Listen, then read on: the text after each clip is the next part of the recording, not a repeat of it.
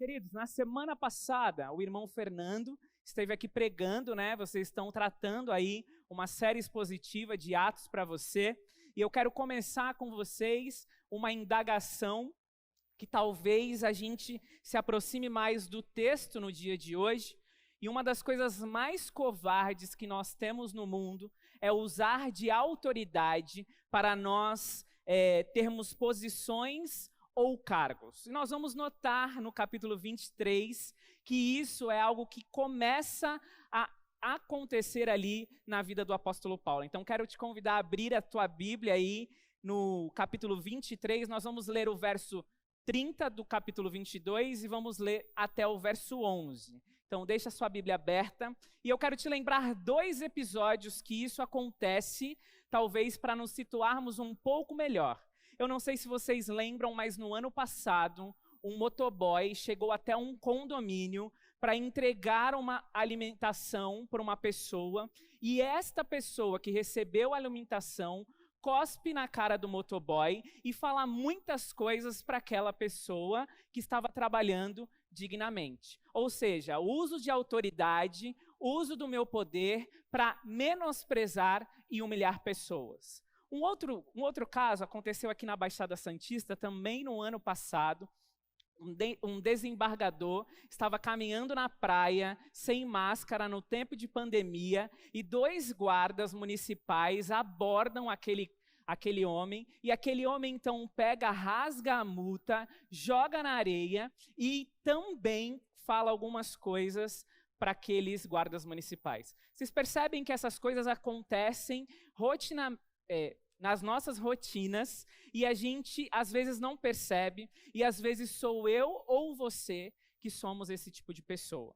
Então o apóstolo Paulo ele vai nos lembrar e nos incentivar agora através deste capítulo como nós devemos agir em situações desta forma. Vamos ler o texto? Atos 22, 30 diz assim: No dia seguinte, o comandante ordenou que os principais sacerdotes se reunissem com o conselho dos líderes do povo. Queria descobrir exatamente qual era o problema, por isso soltou Paulo e mandou que o trouxesse diante deles.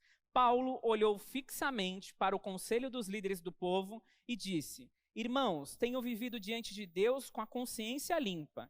No mesmo instante, o sumo sacerdote Ananias ordenou aos que estavam perto de Paulo que lhe dessem um tapa na boca.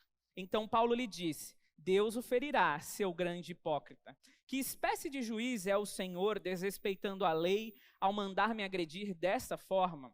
Os que estavam perto de Paulo lhe disseram: Você ousa insultar o sumo sacerdote de Deus? Irmãos, não sabia que ele era sumo sacerdote, respondeu Paulo, pois as escrituras dizem: Não falem mal de suas autoridades. Sabendo Paulo que alguns membros do conselho dos líderes do povo eram saduceus e outros fariseus, gritou: Irmãos, sou fariseu como eram meus antepassados, e estou sendo julgado por causa da minha esperança na ressurreição dos mortos. Quando Paulo disse isso, o conselho se dividiu, fariseus contra saduceus, pois os saduceus afirmam não haver ressurreição, nem anjos, nem espírito, mas os fariseus creem em todas essas coisas. Versículo 9, houve um grande alvoroço, alguns dos mestres da lei, que eram fariseus, se levantaram e começaram a discutir energicamente, melhor dizendo. Não vemos nada de errado com este homem. Gritavam, talvez um espírito ou um anjo tenham falado a ele. A discussão ficou cada vez mais violenta e o comandante teve medo de que Paulo fosse feito em pedaços. Assim ordenou que os soldados o retirassem à força e o levassem de volta à fortaleza. Naquela noite o Senhor apareceu a Paulo e disse: Tenha ânimo, Paulo. Assim como você testemunhou a meu respeito aqui em Jerusalém, deve fazê-lo também em Roma. Senhor, nós estamos diante da Tua palavra, ela que nos fere, é ela que nos ensina, e nessa noite, Pai, nós queremos ser edificados pelo Senhor. Pai, que o Senhor cresça, que eu diminua, e que o Teu nome seja exaltado nessa noite, em nome de Jesus. Amém. Então nós estamos aqui diante do Sinédrio, né? Paulo é retirado e agora Paulo precisa fazer, mais uma vez, a sua defesa do porquê isso tudo está acontecendo com ele. Nós vamos ver, então, que ele está diante de sumos sacerdotes, nós vamos ver que ele está diante de Ananias, e Paulo, no verso 1, ele já deixa um grande motivo para mim e para você de como nós devemos nos comportar diante dessas situações. Ele inicia o verso dizendo: irmãos, tenho vivido diante de Deus com a consciência limpa. Nós estamos então ali diante do Sinédrio, composto por fariseus, saduceus, por pessoas que conheciam as leis, por pessoas que conheciam aquele evangelho que Paulo estava pregando, e Paulo é levado para lá porque ele está falando de Jesus Cristo, que ele nasceu, morreu e ressuscitou, e tantas outras coisas que Paulo está falando com aquele povo. Mas uma das coisas muito importantes que eu e você devemos ter consciência neste texto é que o apóstolo Paulo, ele tinha sua consciência limpa. Ele não estava ali porque ele estava com medo do Sinédrio, ele não estava ali porque ele tinha uma obrigação de falar, porque outrora ele estava perseguindo os cristãos e agora ele queria falar com os cristãos, ele não estava ali porque ele era judeu e ele queria falar sobre isso, não. Paulo estava ali com a consciência limpa diante de Deus, fazendo o que Deus quis para ele naquele momento e naquele tempo para aquelas pessoas. Então o apóstolo Paulo diz: irmãos, tenham vivido diante de Deus com a consciência limpa. Ele tem andado com a consciência limpa, entendendo que nada daquilo que ele está fazendo é sobre ele, ou nada daquilo que ele está fazendo fala da vida dele, mas fala apenas de quem o salvou e de quem morreu por ele. Às vezes, eu e você, nós não conseguimos estar diante de pessoas, estar em um público, estar no nosso trabalho, na nossa casa, na nossa faculdade, na nossa escola. E muitas vezes nós não temos essa consciência limpa que o apóstolo Paulo tem. Porque a gente carrega em nós uma vida pecaminosa, nós sabemos disso. O apóstolo Paulo mesmo também sabia disso, mas muitas vezes eu vivo a vida pecaminosa a cada momento. Eu quero viver no pecado, eu quero estar em pecado. Isso é muito diferente do que o apóstolo Paulo está tratando aqui para nós. Porque o apóstolo Paulo, ele entendeu que ele estava errado, ele então entende quem é Jesus na vida dele, entendendo quem é Jesus na vida dele, ele vai falar de Jesus para as outras pessoas, e então ele desenvolve este relacionamento com Deus e com as pessoas, não por causa de uma consciência de medo, de pavor do que eu tenho que ir lá e fazer, mas uma consciência de que ele está diante de Deus e que ele precisa ter essa mente limpa diante de Deus. Então aqui fica uma pergunta para mim e para você, do que é buscar ter essa consciência em Deus. Uma primeira coisa que eu queria te falar do que é buscar ter essa consciência em Deus é reconhecer a vida que você tem levado nos dias de hoje que não agrada ao Senhor. É reconhecer que a sua vida de pecado não tem sido uma vida que realmente você pode chegar num lugar onde as autoridades maiores estão ali e falar, ó, eu tenho a consciência limpa do que eu tenho feito. Sabe por quê?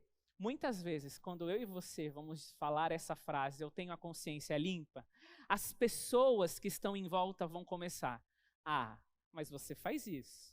Ah, mas você faz aquilo. E aqui não tinha ninguém para dizer para o apóstolo Paulo, olha, você está errado nisso.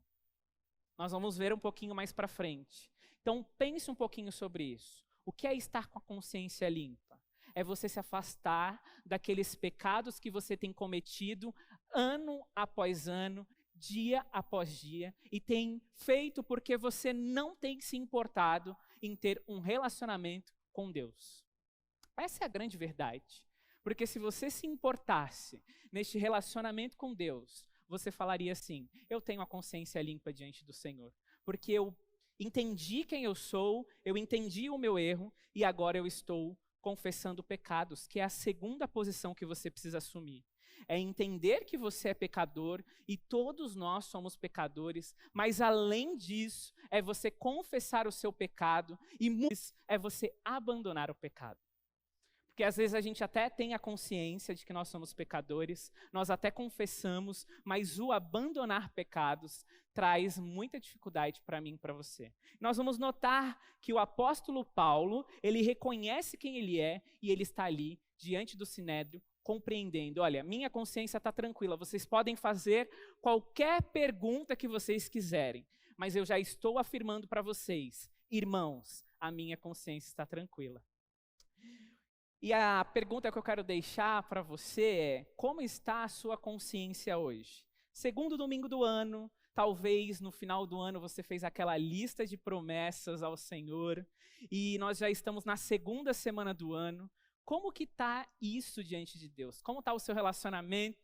Como está a sua consciência diante de Deus e a sua consciência diante dos homens? Pense um pouquinho sobre isso enquanto nós vamos conversando ainda sobre este texto. Nós vamos notar no verso 2 que o sumo sacerdote Ananias ordena então que alguém bata ali, né, dê um tapa no rosto de Paulo. E, na minha versão diz na boca de Paulo. Nós vamos ver que isso também acontece lá em João, no capítulo 18, no verso 22. Quando Jesus disse isso, um dos guardas que estava perto bateu-lhe no rosto. Isso é jeito de responder a um sumo sacerdote? Por que Ananias mandou bater então ali na boca e no rosto de Paulo? Porque Paulo estava desrespeitando uma autoridade. E aí nós vamos ver um pouquinho mais para frente a defesa de Paulo. Por que ele desrespeitou essa autoridade? Mas uma coisa que eu e você precisamos entender é que autoridades são constituídas por Deus, colocada em um lugar específico, e eu e você precisamos obedecer essas autoridades. E uma coisa que o apóstolo Paulo fez de errado foi desobedecer essa autoridade. Nós vamos ver então que Ananias, ele faz isso com o apóstolo Paulo, e aparentemente, né, parece que é até a mesma cena que aconteceu ali com Jesus, diante do sumo sacerdote, quando o sumo sacerdote tem uma conversa com Jesus e Jesus não responde à altura que ele queria, então acontece o mesmo problema. E nós vamos ver agora o apóstolo Paulo respondendo quando ele então é agredido, e aí ele traz a resposta para eles. Deus o ferirá, seu grande hipócrita. Que espécie de juiz é o Senhor, desrespeitando a lei, ao mandar me agredir dessa forma? Existia uma lei que, se você realmente desrespeitasse a autoridade, você recebia, né, esse tipo de punição. E agora ele vai se voltar para Ananias e falar, olha, sumo sacerdote, o que está acontecendo? Por que o senhor fez isso comigo? Por que o senhor desrespeitou? Por que o senhor está agindo de hipocrisia? Outras Bíblias vão trazer para nós como... Não é sepulcro caiado, deixa eu só ver aqui a palavra... Parede branqueada, talvez a sua esteja aí como parede branqueada, né? E aí Paulo está falando da hipocrisia que Ananias está usando diante deste fato. Por que hipocrisia? Ananias está trazendo o apóstolo Paulo para o Sinédrio, para interrogar o apóstolo Paulo por algo que ele não fez, e no momento que o apóstolo Paulo dá uma resposta para ele, e ele não se agrada da resposta, ele bate no apóstolo. E aí, ele está falando que ele é hipócrita por isso. Você está usando então de hipocrisia? Eu não tenho nada, não tenho nenhum problema. E nós vamos ver que ele vai começar a falar sobre as coisas que ele pode defender do apostolado dele, mas ele deixa claro que o sumo sacerdote está usando de hipocrisia. Né? Parede branqueada, o que significa? De repente, você lá na sua casa tem um muro. E aí no final do ano a gente gosta de deixar a casa arrumadinha, né? E a gente não tem dinheiro para comprar souvenir ou uma coral, que é uma tinta top, para a gente pintar a parede. A gente mistura o cal e a gente pinta a parede, fica branquinha, bonitinha. Passa 2 chuvas, ou esse período de chuva, que eu não sei o que está acontecendo aqui em Cubatão, né? Esse período de chuva aí, e aí a parede começa a escorrer o cal, e a gente vai vendo o negócio indo embora, né? E a gente vê que aquela parede que aparentemente há um mês atrás estava bonitinha, ela não está mais bonita. Nós vamos ver Jesus usando uma expressão também em Mateus 23, 27, que diz: ai de vós, escribas e fariseus hipócritas, pois que sois semelhantes ao sepulcro caiado, que por fora realmente parecem formosos, mas interiormente estão cheios de ossos, de mortos e de toda a imundície. Então, hipocrisia, parede branqueada, sepulcro caiado, muitas vezes tem relação às nossas vidas e como muitas vezes nós temos vivido diante do Senhor. Como muitas vezes nós temos nos relacionado com o nosso Deus. Como muitas vezes nós temos nos relacionado quanto igreja, com as pessoas. Então o apóstolo Paulo, ele deixa muito claro isso para mim e para você. Ele está falando especificamente ali para o sumo sacerdote, mas eu e você podemos viver esse princípio de não querer ser hipócrita, de não querer ser parede branqueada, de não querer ser sepulcro caiado. Porque muitas vezes, quando nós usamos desses artifícios, é porque nós queremos nos esconder de ter uma boa consciência, mas não é diante de Deus. A boa consciência talvez vai ser diante das pessoas. As pessoas vão ver que por fora está tudo bonitinho, mas que por dentro isso tudo fede demais. Isso tudo está muito longe de um relacionamento com Deus. Está muito longe de viver o evangelho e a vida dos discípulos que amam ao Senhor de fato.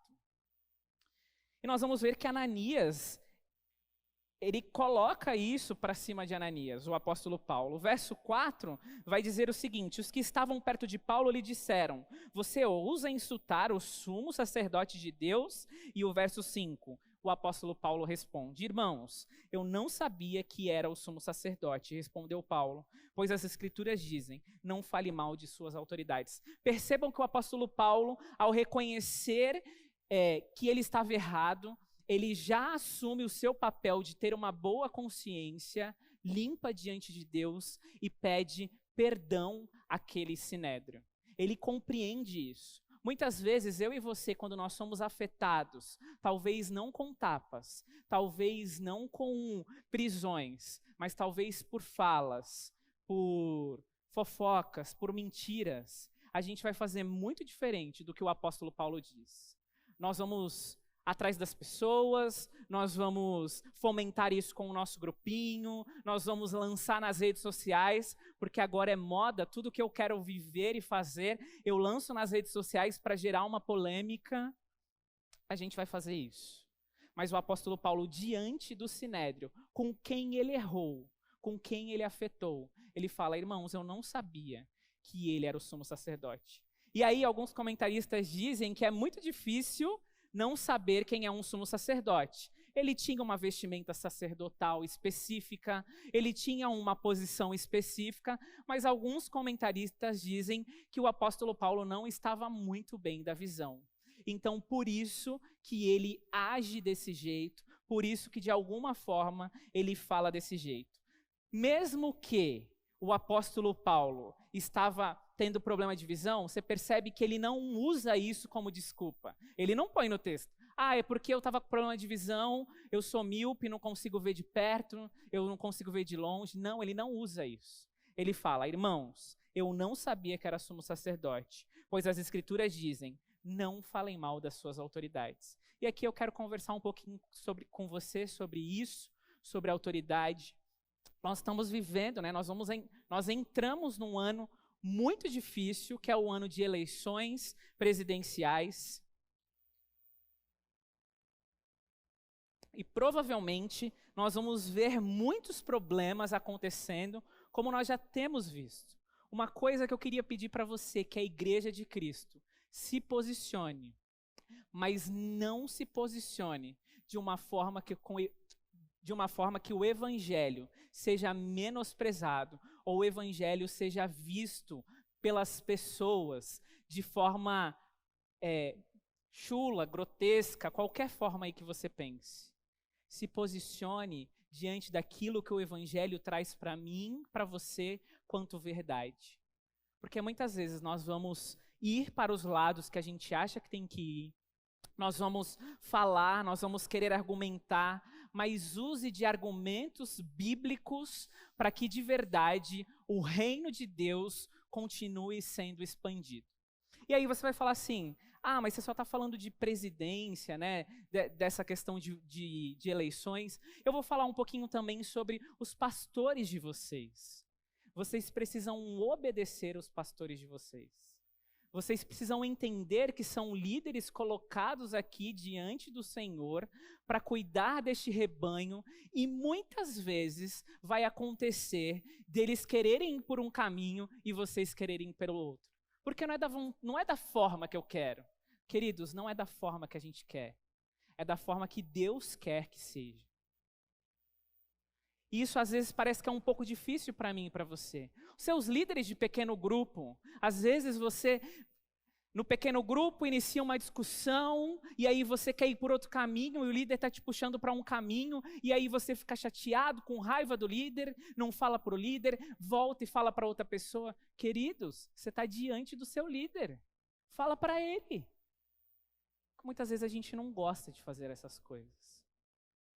E aí também a gente tem tantos exemplos, seus professores na escola. Talvez o seu professor não ensine tão bem na faculdade, para vocês aí pré-teens, adolescentes, jovens. Talvez ele não seja o melhor professor, mas respeite a autoridade do seu professor. A gente tem visto que o funcionarismo público tem sofrido muito por isso, por falta de pessoas que respeitem as pessoas. E muitas vezes, eu e você estamos incluídos nessas pessoas que desrespeitam. E é muito triste a gente, talvez, saber que um cristão desrespeitou uma pessoa porque eu tenho uma posição, eu sou filho do rei e eu entendo que é dessa forma. Queridos, você precisa pensar um pouquinho. Talvez você esteja indo por um caminho que não é um caminho de consciência limpa diante de Deus. Então o apóstolo Paulo, ele nos lembra e ele nos mostra a possibilidade que eu e você temos de compreender que nós podemos sim falar algo para as nossas autoridades, nós podemos sim discutir, mas nós precisamos reconhecer quando nós estamos errados. Nós precisamos entender quando nós estamos fazendo algo que não agrada ao Senhor, diante de tudo isso.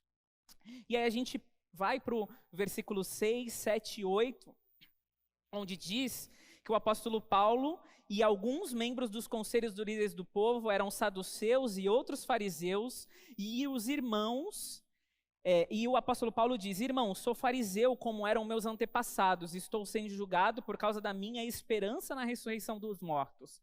Quando Paulo disse isso, o conselho se dividiu, fariseus contra saduceus, pois os saduceus afirmam não haver ressurreição, nem anjos, nem espíritos, mas os fariseus creem em todas essas coisas. Nós vamos ver que no Sinédrio, né, era um lugar onde as pessoas deveriam viver unidas, deveriam ter um pensamento único e específico, mas nós vamos notar que ali no Sinédrio existe então essa divisão que muitas vezes acontecem dentro das nossas igrejas. Nós estudamos aqui, né, o texto de Tiago, o livro, né, a carta de Tiago, e nós notamos que muitas vezes, como igreja, nós estamos nos dividindo nos nossos grupos, nos nossos nichos, naquilo que a gente consegue entender, e nós vamos ver que no Sinédrio isso também está acontecendo de uma forma muito clara. Né? Saduceus e fariseus que compõem aquele sinédrio, e por isso que o apóstolo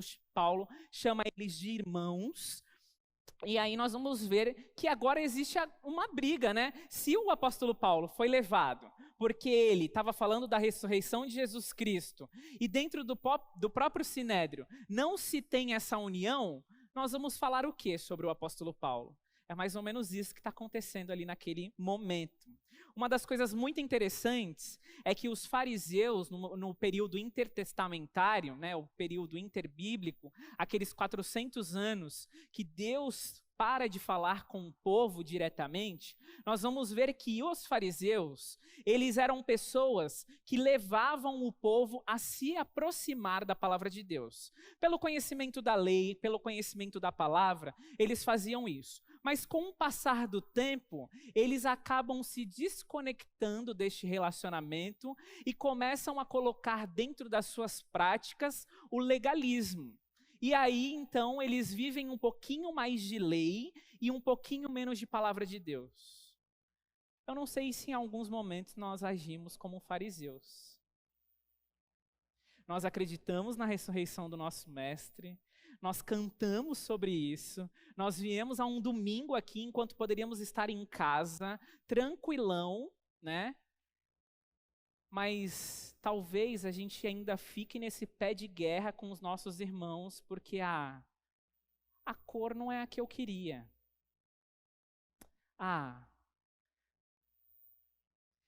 Eu não posso falar muito, né, porque eu venho de fora, e aí, assim, né, parece que eu recebo informações.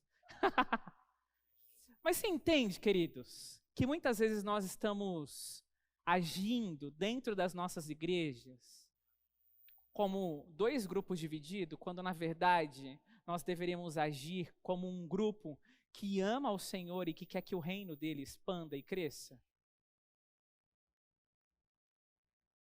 E aí a gente vai ver isso acontecendo, né? Então os saduceus realmente eram uma seita, né? Era um grupo que não acreditava, era um grupo mais materialista. Ele acreditava que o corpo era mal, né? E o espírito era bom. Então isso não poderia, né? O espírito não poderia entrar nesse corpo que é matéria. Então como vai haver ressurreição? É impossível. A gente vai ver também hoje em dia esse pensamento acontecendo no nosso século, que é o gnosticismo, né? Também já ouvimos falar sobre isso aqui na nossa igreja, quando nós passamos ali pela carta de Gálatas, né? Nós vamos ver isso acontecendo. Nós vamos ver pessoas falando, olha, eu até acho que realmente Jesus veio ao mundo, mas essa história aí de ressurreição não cola muito comigo, não.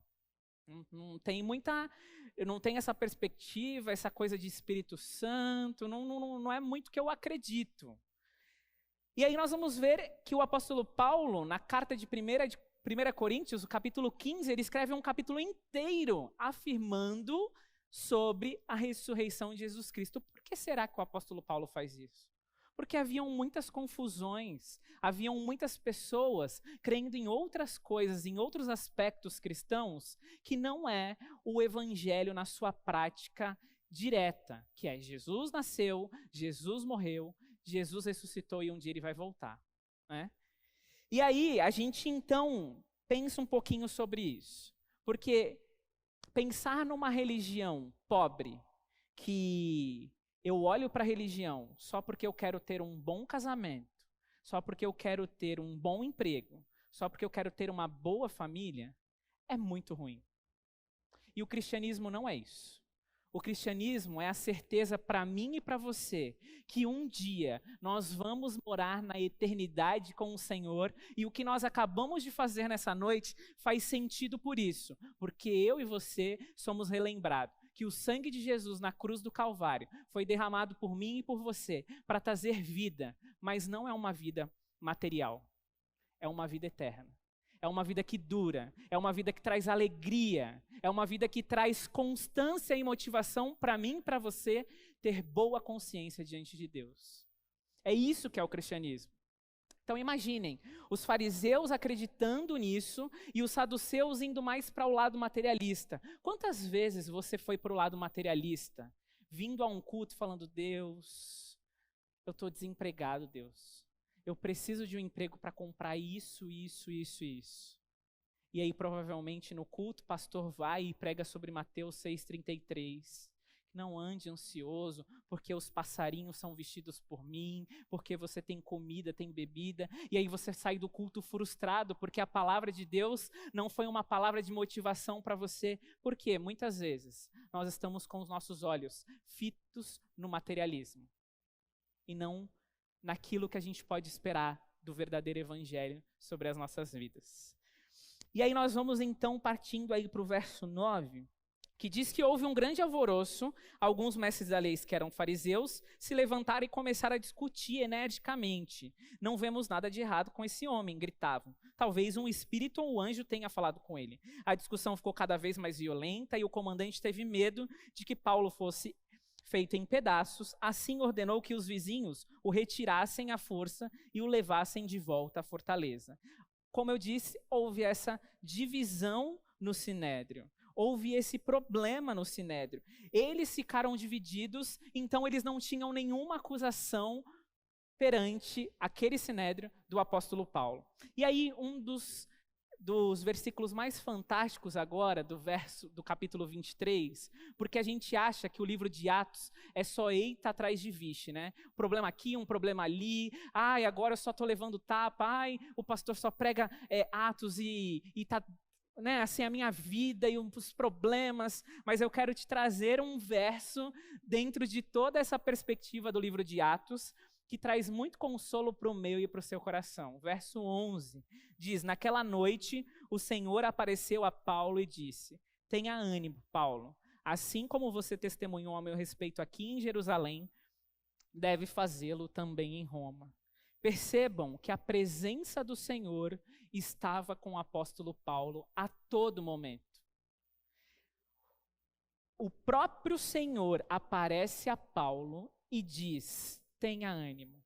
Quantas vezes você esteve em momentos tão difíceis da sua vida e que você achou que a presença de Deus já não estava mais com você? O único momento, talvez, que a presença de Deus já não brilhava, já não incentivava mais o seu coração, já não fazia mais você viver intensamente a presença dele, talvez no momento que você pecou e não voltou para se arrepender. Mas ele sempre esteve. Ele sempre está. E ele sempre estará. O problema é que muitas vezes a minha consciência e a sua consciência, de uma forma a buscá-lo de verdade. E o que o Deus vai falar, tenha ânimo. Ele não ia falar isso para o apóstolo Paulo se ele tivesse animado.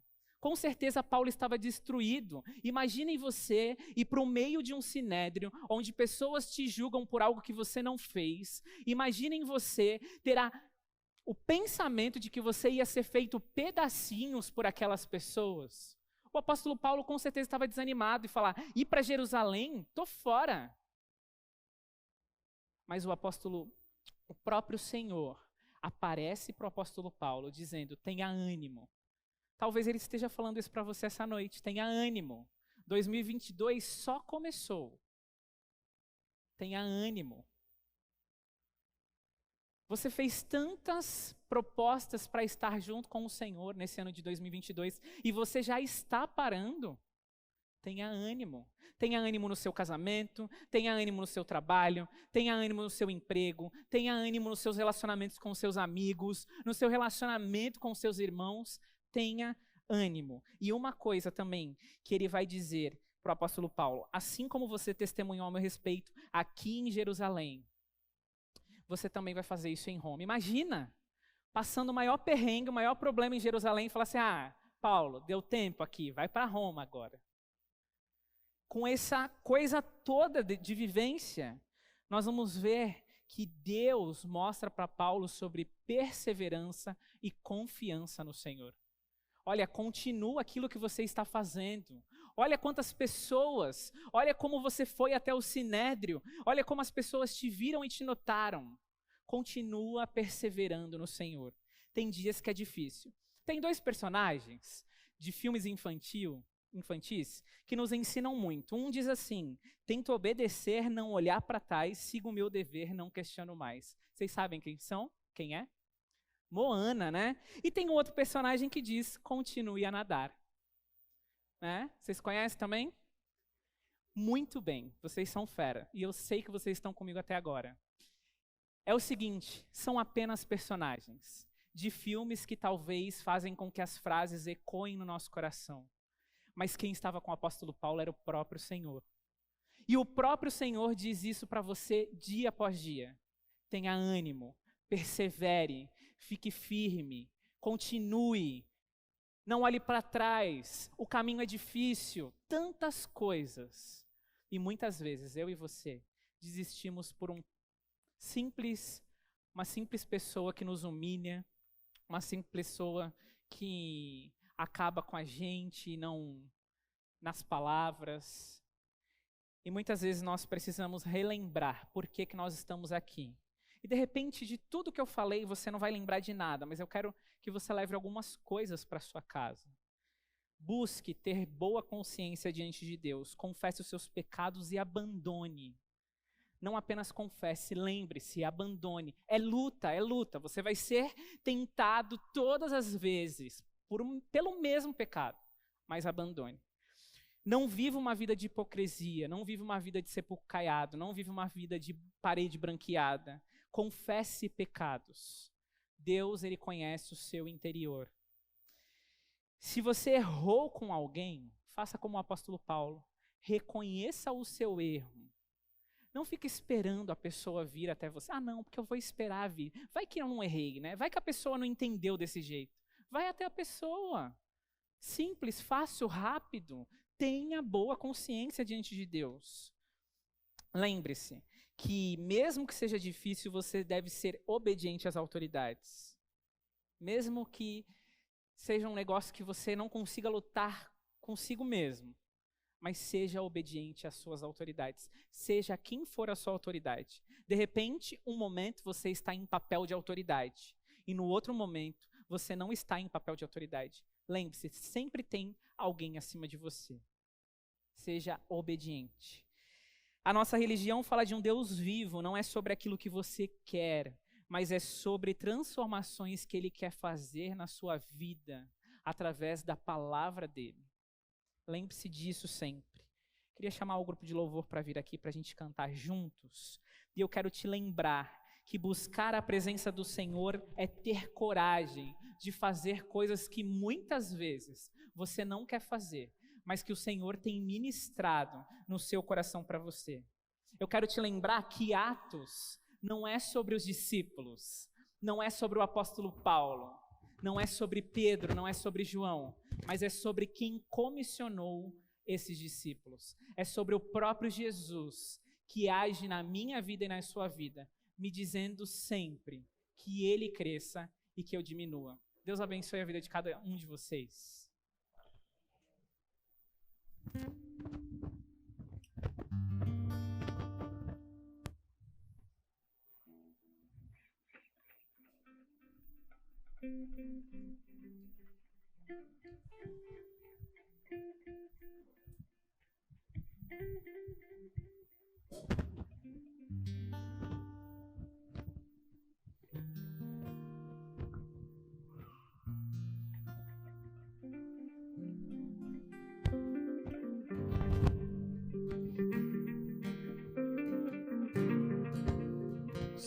Se coloque de pé e vamos cantar.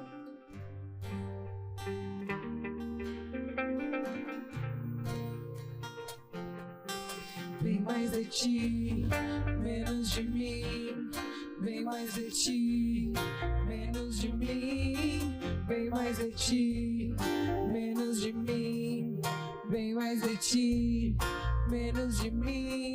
Vem mais de ti, menos de mim. Vem mais de ti, menos de mim. Vem mais de ti, menos de mim.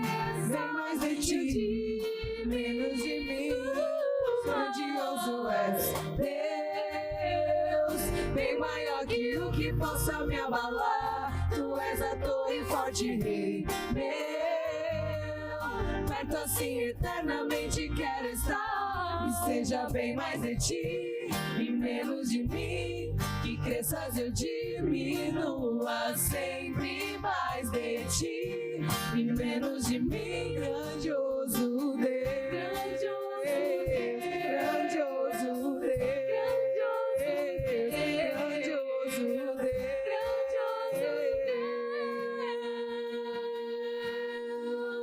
O Evangelho nunca é sobre nós, né?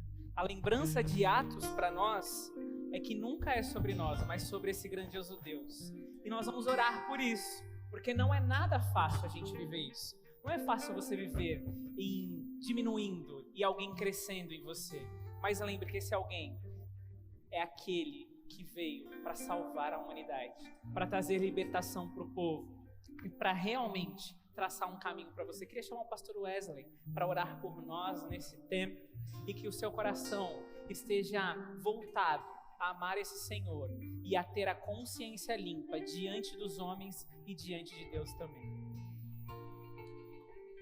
Senhor, nós queremos te agradecer, ó Pai, pelo privilégio de poder, mais uma noite, poder ouvir a Tua voz, a Tua palavra lida, explicada e aplicada aos nossos corações. Ajuda-nos, ó Deus, a vivermos, Senhor, como ouvimos nessa noite, com a nossa consciência tranquila, diante do Senhor, mas também diante dos homens. Que tenhamos, ó Deus, um coração que tenha o desejo sempre de poder agradar ao Senhor. Nós queremos, ó Deus, em nome de Jesus, rogar ao Senhor que nos ajude, ó Pai, diante das nossas dificuldades, diante dos nossos desafios. Tu sabes que eles são diários. Tu sabes, ó Deus, quais têm sido, Senhor, diariamente, Senhor, a nossa luta para andarmos com a consciência tranquila diante do Senhor. Mas também, ó Pai, queremos nessa noite clamar ao Senhor pela vida da Tua igreja, pelos aqueles que têm se sentido, Senhor, desanimados, desencorajados. Que o Senhor os fortaleça, que o Senhor os revigore, que o Senhor os ajude e que através da Tua palavra, Senhor, eles sejam, Senhor, a cada dia mais alimentados, fortalecidos a alma, em nome de Jesus.